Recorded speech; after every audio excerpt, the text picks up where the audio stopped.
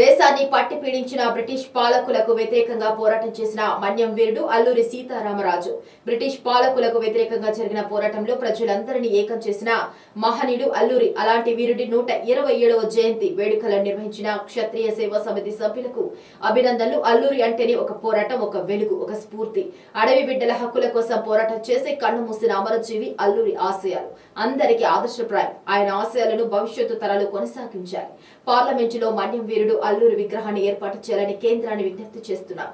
అల్లూరి విగ్రహ ఏర్పాటు కోసం కేంద్రం మీద ఒత్తిడి తెచ్చేలా తెలుగు రాష్ట్రాల ఎంపీలు కృషి చేయాలని మంత్రి సీతక్క అన్నారు.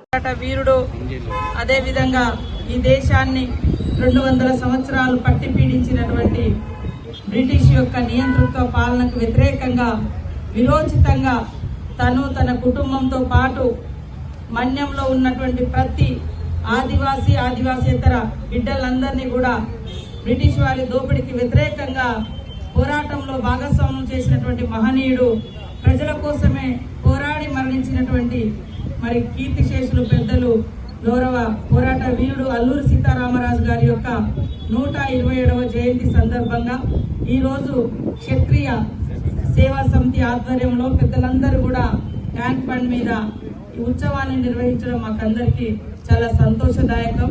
అల్లూరి సీతారామరాజు గారంటేనే ఒక పోరాటం, ఒక వెలుగు, ఒక అగ్ని పరాట, ఒక స్ఫూర్తి. మరి ఆ రోజులలో అడవులలో జీవించేటువంటి వాళ్ళకు